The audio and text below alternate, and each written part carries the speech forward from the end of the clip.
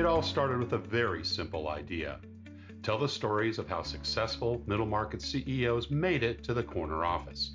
I'm Brant Handley, founder and managing director of Resource Options International, or ROI. We're the USA's premier executive search firm focused exclusively on empowering middle market companies to attract, hire, and retain A players while transforming top executives' careers and lives.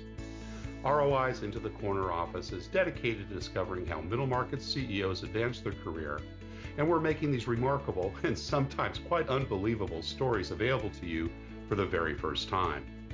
Listen and learn about the challenges they've overcome, the interesting people they've met along the way, and the lessons learned that steered these executives' unique journey into a middle market corner office of their own. I know you enjoy these CEO stories as much as I've enjoyed recording them. So thank you for listening today. And if you like what you've heard, rate us on iTunes or wherever you get your podcasts. I'm looking forward to you joining me on the next great middle market CEO adventure into the corner office.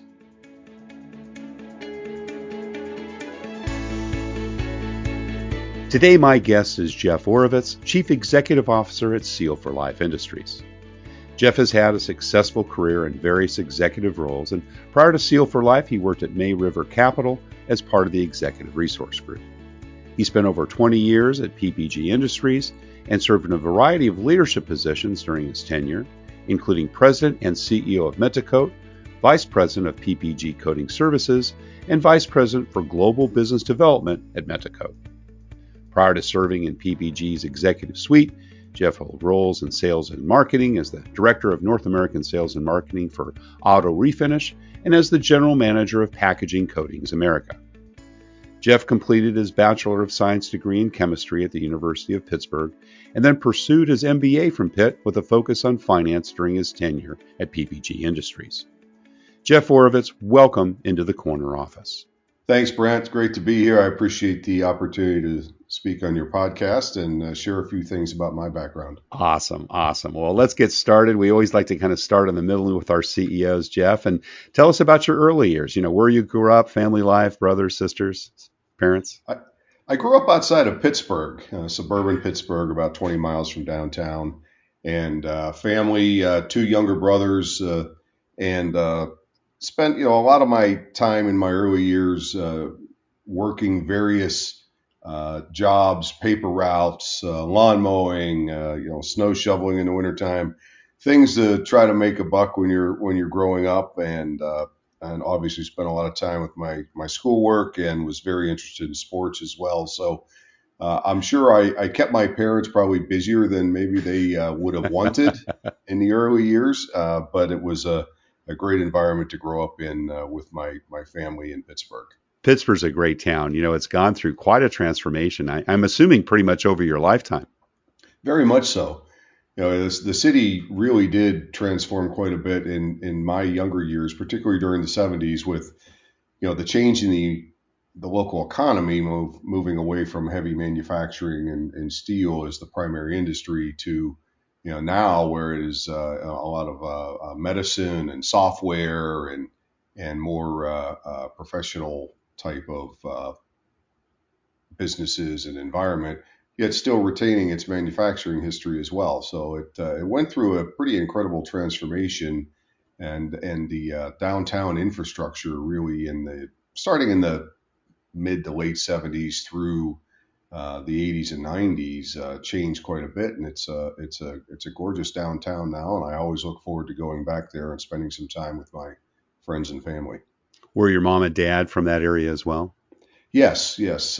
Family grew up in and around Pittsburgh over the years, and a lot of them are still there today. What did they do? What were your parents' professions? My mother was a homemaker, so she had three boys, and she grew up in a family with five brothers. So wow. She's sort of done her time, I could say that. My father worked in the insurance industry and had a very successful career there, but in the general Pittsburgh area, and retired in the early 2000s. When you think back to your childhood and the kinds of things that, mom and dad instilled in you, what sticks out for you? it was an environment where we were always encouraged to do as well as we could at whatever we were doing, but not in an overbearing, stress-induced stress environment like unfortunately you see with a lot of parents and young children these days. They sort of left us become our own people, Hmm. and we all went in very different directions, but we were given the opportunity to do so, and without a whole lot of oversight. As long as you followed the rules, right? You sort of had to follow the rules, and because if you got out of line, there were consequences. But it was freedom to sort of choose interests and what you really wanted to do with your life, which I truly appreciated. Any other influencers, folks that really inspired you during those younger years, coaches, teachers that you remember? Sure. My two grandfathers Mm. were very influential in my early life. They my dad's father was an avid reader, and he would read everything, and really crystallized my love for reading and study at an early age, and exposed me to the ability to learn through reading and assimilating information. My mother's father had a chemistry degree and Well, worked as a lab chemist in Pittsburgh, and that certainly um, helped with my interest growing up in the sciences and in chemistry in particular. So both of my grandfathers were very influential in my young life, and good, excellent role models for me. And I really enjoyed spending time with them, and I miss them. I miss them terribly even today. My high school experience, I had an outstanding chemistry teacher who really not only taught well, but helped open our eyes to opportunities in chemistry and in the sciences where we might be able to have careers. And it was just one of those teachers that really made an indelible mark in your life. were you a good student in school, Jeff? I was a very good student Yeah. and primarily interested in math and science, so very quantitative, and thought that I would be in the sciences in some way, shape, or form for my entire adult life, which of course didn't happen. And just goes to show you that your journey in your career and what you learn and the situations and experiences you collect can lead you down roads that perhaps you didn't first think of when you were younger. But I'm sure that science and math interest and background laid a pretty good foundation for your critical thinking skills. Absolutely, and I leverage those skills obviously in my CEO roles here in my career. Have leveraged those skills very very well. It's this is private equity, so a lot of numbers and financial focus, and having the quantitative skills is still incredibly important. But now I see myself a lot more rounded out on the qualitative side of things, where you're when you're leading large groups of people and teams around the world, you really have to be able to focus on things that are just not black and white all the time.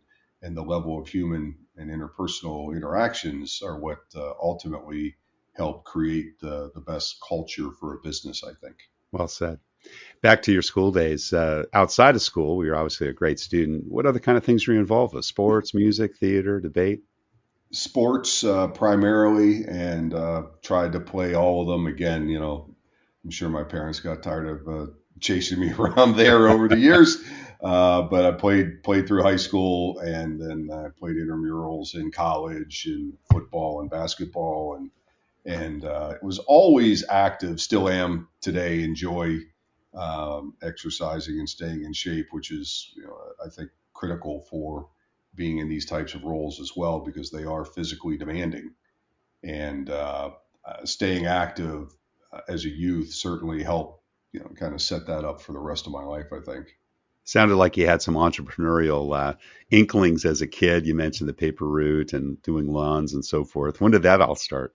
That started in my early teens. So, trying to make some money on top of on top of the allowance to do things, and I was had a pretty good work ethic from early days, so I wasn't afraid to get my hands dirty and dig in and do things to try to make a little bit of money in my early years before I was technically officially job qualified, if you will, and enjoyed doing it. Never really like to sit around the house and without much to do. Did mom and dad encourage you to save, or were there specific things that you were told to set money aside from, or was it vice money? No, it was it always encouraged to save. My father was really good at it, and that certainly helped get me through college. And I knew college was coming at some point, Right. so trying to save for that. I got those lessons from my father, and still have them today, to be honest. And that was very helpful, and I enjoyed trying to make some money and put some money away, and I think that was a good value set early in my life that certainly has paid dividends since. I'm dating myself here, but I remember opening my first account, and I was probably about that same age, early teens. Do you remember the old savings books, right, where they Of would course. print out, the deposits, and you'd kind of look at it, and you'd watch it grow, and you'd go in a week later and say, "Oh, wow, what's that? What's that interest, Dad?" That's right. You'd Very log in encouraging. your few pennies of interest every month into your book, manually, of course, right? Yeah, Back then. yeah. Yeah. What were some other jobs he had during high school and getting into your college years? In high school, I did my dad's one of my dad's brothers was a drywall finisher, and so he's a construction contractor, and I did a lot of drywall finishing with him, which if you've not done that, it's pretty intense physical labor. Oh, yeah. And but I enjoyed it, and made some decent money doing that. I also, like many other kids, I worked at McDonald's too.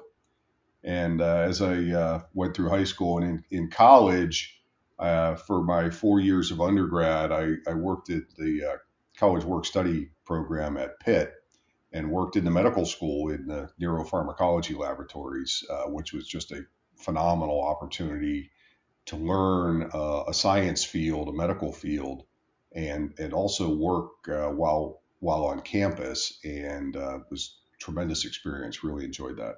You continued your childhood interest in science, got your BS in chemistry at University of Pittsburgh, or Pitt as it's affectionately called. That's a tough coursework, and usually kind of pre-med.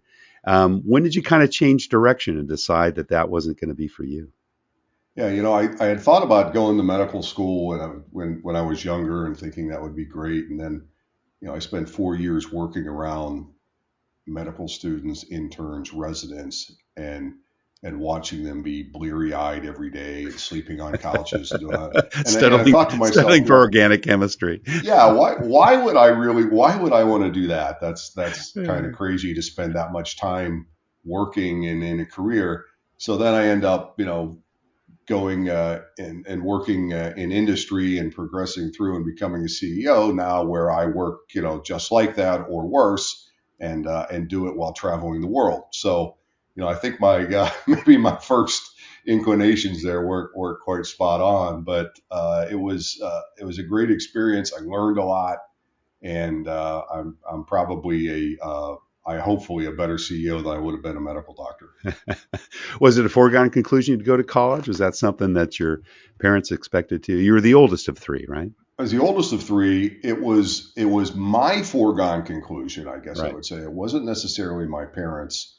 I was one of the first people, if not the first, amongst my immediate family and cousins that had gone to college. So it wasn't a foregone conclusion with my parents, but it was for me. And I wanted to uh, develop an education and kind of see where it took me in life. And I've been so very fortunate, and it's been a great experience. I'm very glad I did. Were there classes outside of your chemistry major that you took that you remember to this day that you enjoyed? Yeah, I had an honors theater class that I took Great. and just absolutely loved it. It was The vast majority of my undergrad work was science and technology and math. So I would do things like, minor in physics and biology and things like that, which didn't leave a heck of a lot of time for you know, science, math coursework. But I had an honors theater class that I just absolutely adored, still think of it to this day, Mm, because it exposed my mind to very different thought process, analysis, artistic appreciation, things that you don't necessarily get in calculus class. right. Using the Right. right side versus the left side of the brain. Very much so. Yeah. Very much so, Yeah. Brent. Awesome. And wonderful stage presence and speaking skills. I'm sure that's come in handy over the years as your career's excelled. That's absolutely correct. Yeah. I was been blessed with a strong speaking voice, and the being in front of a room of 500 people is energizing for me. It's not for everybody, Yeah. But it is for me, and I enjoy being in positions like that and in leadership positions. I can't really put my finger on sort of how that happened or where and when it happened. It just did, Right. and it served me well in my career. Now, I know you went back to Pitt for your MBA, but before you get to that, what was that first job you took out of college? Did you try to work in the science profession, or did you go right into business? I did. I worked in the R&D labs in Pittsburgh for PPG Industries as my first job out of college, Right. and tremendous company, extremely successful, and really thought I might stay in R&D until a couple of years. I got asked to take a job, another technical job, but it was in one of the business units at PPG in one of the production facilities where they were starting a new group for a new major line of business, and wanted a young technical group leader to take that on. So once I made that transition out of R&D into more applied technology and customer support, I really fell in love with the business side of the business, Yeah. and was able to still leverage my technical background, but in a way that gave me exposure to customers and manufacturing environments, and ultimately to profit and loss statements. And I just really enjoyed that very much. And that's what sort of crystallized my thinking that maybe I should augment my education with some formal business schooling, as Yeah. well as my chemistry undergraduate degree, hence So, leading to the MBA at Pittsburgh. so you stayed at PPG when you got your MBA. I did. I Yeah. worked and went to school part time Yeah. at night, and for 3.5 years to complete my MBA. And very glad I did. It was another rewarding experience. Really opened my eyes a lot more into the business side of things, strategy, finance, things that we all have to understand, leverage, and be successful with if we're going to have successful business executive careers. Yeah. Tell us about the first time you started managing people, Jeff. I was a young technical group leader in my mid 20s, and quickly figured out that managing people was not like solving equations or doing lab experiments. So That didn't work out very well in the beginning, no, I'm sure. it was the different part of the brain, and fortunately, in a company like PPG, you have tremendous resources for training development, and I was able to leverage that. The company really did just a great job of developing its young talent, and I think still does today, and was able to learn how to interact with people professionally while still managing and leading. And it's critical, I think, that when you if you're successful at managing people, and I think I learned this early on, trust and integrity are at the top of the list. If people don't trust you, Mm. and they don't believe you act with integrity, they're not going to follow you. And I think that was true for me when I was very young, and I think it's still true today, that those two factors are incredibly important in terms of being a successful leader. Were you managing folks that had been at the company a while and perhaps had a few additional years than you? Yes, and yes, on both accounts. Yeah. Had been with the company for over 10 years and were significantly older than me. So, Yeah. but it gave me the opportunity to develop those skills and really sort of crystallize my view that I kind of wanted to, over time, migrate to business management. And fortunately, I had a number of opportunities to do that. Yeah. What shifted for you kind of in those, early management years from a leadership perspective? Any good lessons or bad lessons? Sometimes the bad lessons are the ones that you can pick up on that, helped you through those early management responsibilities. Sure. Yeah, I think we've probably all been around people who don't necessarily inspire trust or don't trust the people that they're working with, Mm, that tend to micromanage more, people that are more focused on I than on the team, yeah. and struggle to relate and inspire people. I think meeting people where they are and being able to relate regardless of what their position is or what their responsibilities are, and being open and honest and trustworthy with them goes a long way. It really does, Yeah. in terms of being able to develop successful leadership. How long was your career at PPG? I spent the first 20 years of Wow. my career at PPG, and Yeah. the last dozen or so were all in business management roles. And then in 2005, I had the opportunity to go work at a customer of PPG's called MetoKote Corporation in Lima, Ohio. And it was a private equity holding at the time. And I wanted to get some private equity experience. I thought that might be ultimately be a good place for me, um, to continue to grow my career, maybe in a different way than with a large publicly traded company. And it was a tremendous experience. It took a lot to step away, because I had such a great run with PPG in the first 2 decades of my career, and still stay in touch with a lot of my coworkers at the time who are now running the company, and a company I still have an enormous amount of respect for. It was it was without a doubt the right decision to make. It was difficult, Yeah. but it gave me the opportunity to learn new skills, rapidly grow my skill sets and responsibilities, and do so in a very different environment, which is what private equity is. Yeah. Yeah. Great. So after 20 years there, yeah, that's tough, because it really becomes kind of that second home in many ways, right? Right. And the people that you work with every day and you spend so much time with. Any regrets about moving on? Anything that you wish that maybe you'd done more of? Did you have your eye on the corner office at PPG? And I'm sure you were in the running. I know you ran a Yes. couple of different subsidiaries at some different times. Yes, I was fortunate to be considered somebody who had significant upward mobility.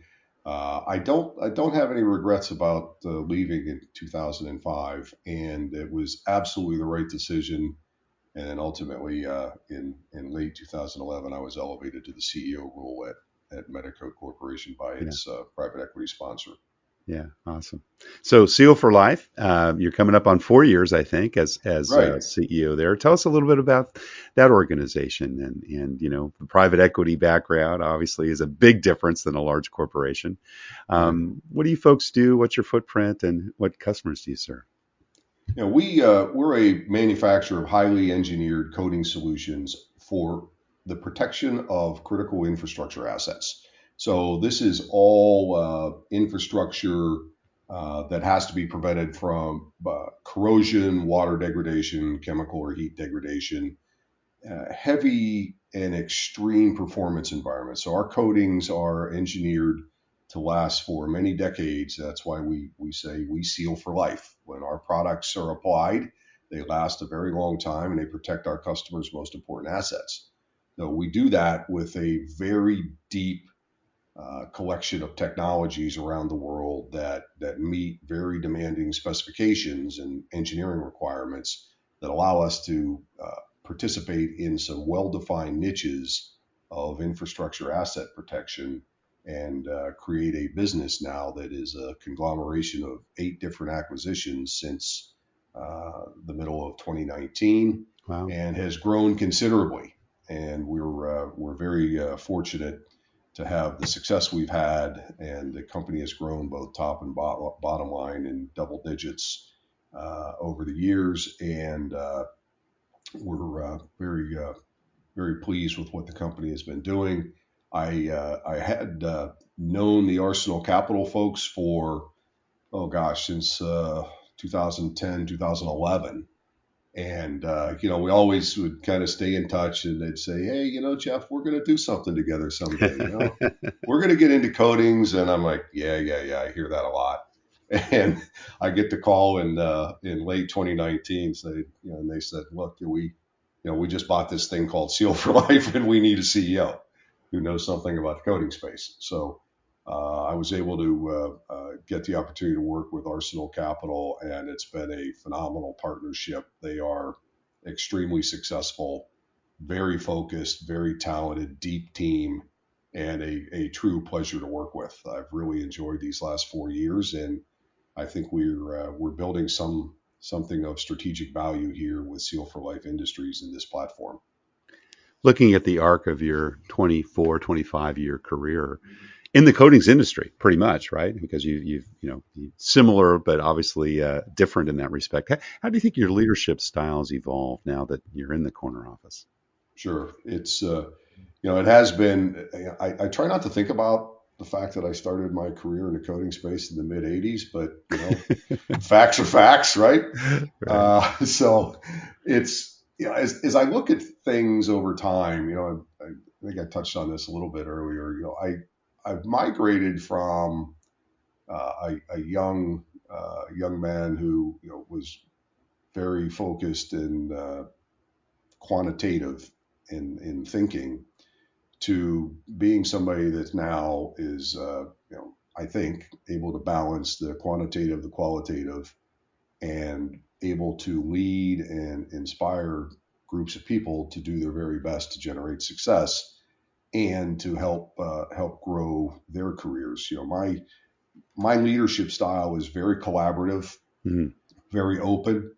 I enjoy debate, particularly around my ideas, because I recognize that not everyone, we all don't have all of the answers. We just don't.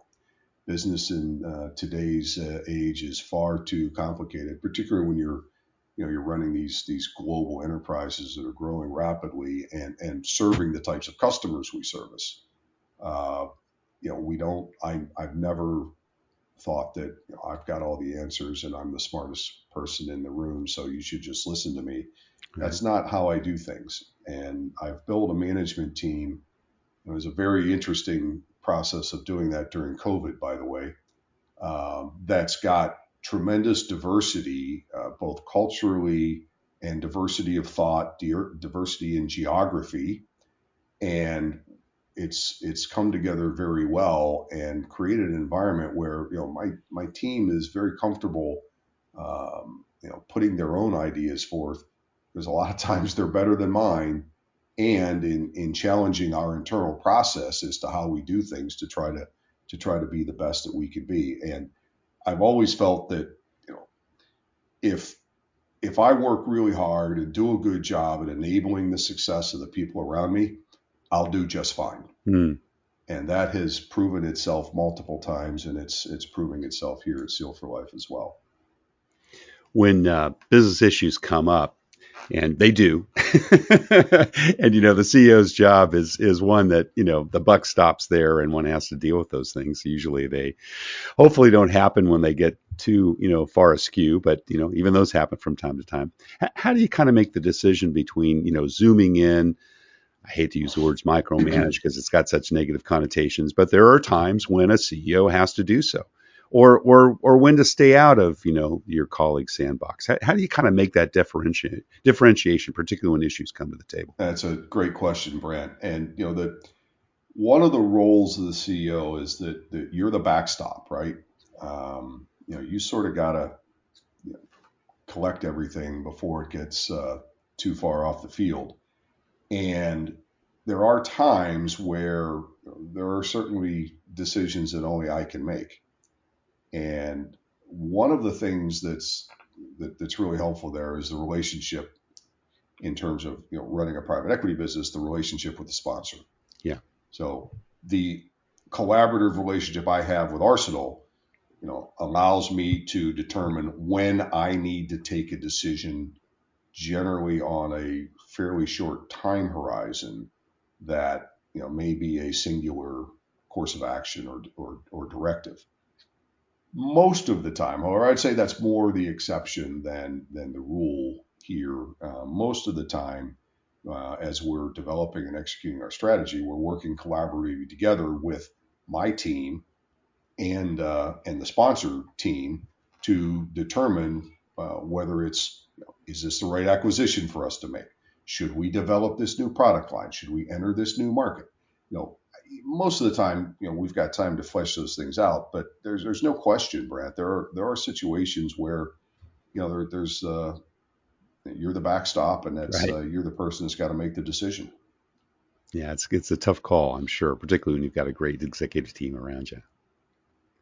Company Indeed. culture is so important too, Jeff. And, again, being private equity owned and growing so fast, particularly as you acquire new companies and, increase your footprint. How do you kind of telepathically sometimes, but communicate out that culture to your rank and file, particularly with far-reaching, businesses that span, not just national boundaries, but global boundaries? Yeah, I think the old adage about you can never over communicate or communicate too Mm, much is very true. So we work hard to communicate with all of our team members worldwide on how the company's doing, where we're going. Obviously, I spend much more close time with my direct reports and a layer or two of management below them, because we're working on typically on the most important things that are facing the company. But we try to do so in a very collaborative environment that welcomes input and opinions from the group. But when we make a decision, it's all about execution and mm, pace and speed. So there's the culture is your ideas, your input, and thoughts are extremely valuable, and we want those to be brought forth by everybody. We make a decision.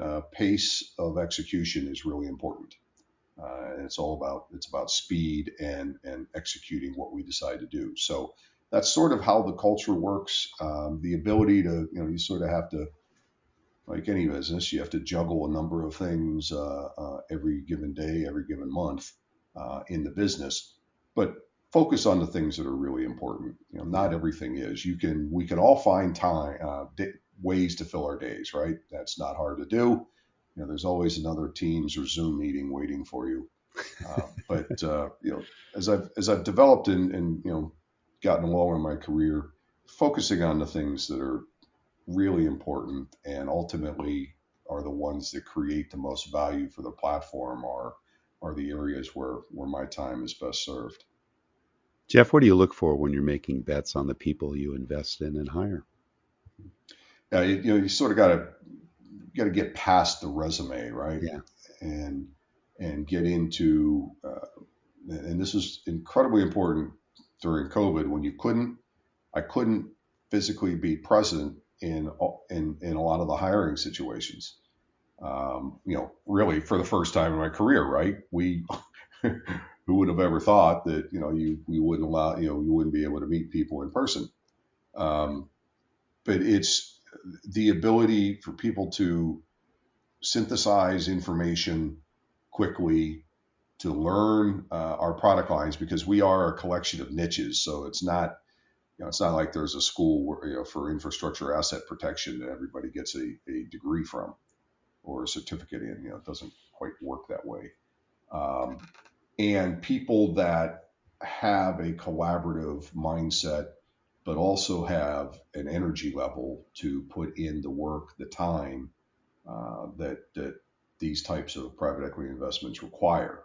Not everybody is amenable to that type of environment. So those characteristics are important. And then, when I interview people, again, get past the resume and all the things that are on it. One of the questions I like to tell people or ask people is, look, if I was going to interview your direct reports, what would they tell me about you? What would they say about your character, your integrity, your ability to drive trust and collaboration and welcome input from people? It's always an interesting question for me when I ask it, because some people answer it right away very fluently and very comfortably, so you sort of know that's kind of what their personality is. And then there are people that really struggle with that question. Yeah. Like, well, wait a minute, I'm here in an interview and this guy is asking me what my team thinks of me. So there are times where, and when people start, having a hard time with that question, I sort of scratch my head and go, oh, okay. Yeah, that's a good tell. Great. Well, Jeff, we're just about out of time. I want to thank you. It's been a terrific journey through your career. We always have one last question we ask all our CEO guests, and that's, what kind of career and life advice would you give to someone that maybe has their eyes on the corner office someday? Sure. And, thinking back on my journey here, taking multiple roles, on your way up and on your way through your career, I think is very important. So I know for me, I had to sort of get out of the laboratory, if you will, and take experiences that may have not been comfortable or places where I didn't have direct experience, in order to continually developing my ability to learn about how business is done. So developing a 360-degree view of business challenges, needs, environments is important. And I think the way to do that is early in your career is to take on multiple roles and different roles that maybe you're not so comfortable with, because those are the ones that ultimately stretch you, I think. Yeah. And embracing diversity of culture and thought, being open to learning all the time. And as I said, because none of us have all the answers, right? Those are things that have helped me, and hopefully they're things that may be useful for others as well. Wise counsel. Jeff Oravitz, Chief Executive Officer at Seal for Life Industries. Thank you so very much for sharing your journey into the corner office. Thank you, Brent. It's been a pleasure, and I really appreciate the opportunity to speak with you. Thank you for listening to Into the Corner Office with Brant Hanley. We hope you enjoyed hearing our guest CEO story as much as we did. If you want to hear more CEOs reveal their journey into the corner office, please subscribe via iTunes and tell your friends and colleagues. For more information about Brant, Resource Options International, and the mighty middle market, visit www.goforroi.com. We look forward to having you join us for our next episode.